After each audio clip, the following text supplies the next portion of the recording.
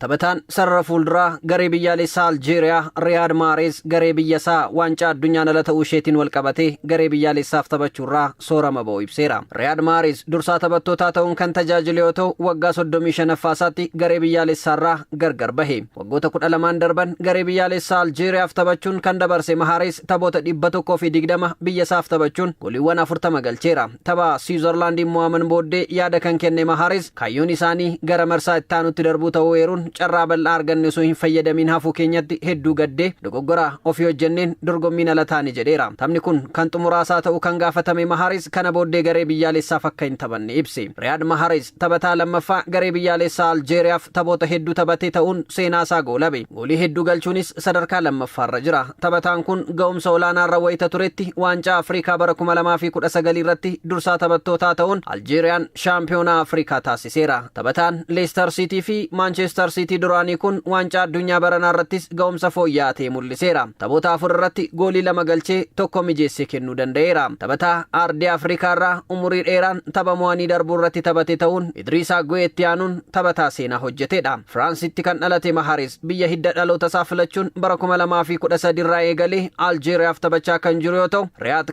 Mahrez taphattoota qaqqaxalee Afrikaan addunyaaf gumaachite keessaa tokko akka ta'e himamaafi. Mahrez Leicester Cityin bara 2016 waancaa Premier League akka mirkaneeffatu ga'ee olaanaa taphattoota bahatan keessaa isa adda dureedha. Kanaanis taphataa cimaa waldaa taphattoota Professionalaa England ta'uun irra deddeebiin badhaafamuu danda'eera. Mahrez gara Cityttis yeroo ce'u ga'umsa olaanaa mul'isuun waancaa Premier League 4, waancaa FA 2, Champions League 1 fi Carabao 3 milkeessuu danda'eera. Riyaad Mahrez yeroo ammaa kilaba liigii Saudi Arabiyaa Al Ahliif taphachaa kan jiru yoo ta'u waancaa Champions League Asia fi Saudi Super Cup argateera. Bara 2016 immoo taphataa cimaa Afrikaa ta'uun filatamuunsaa kan yaadatamudha.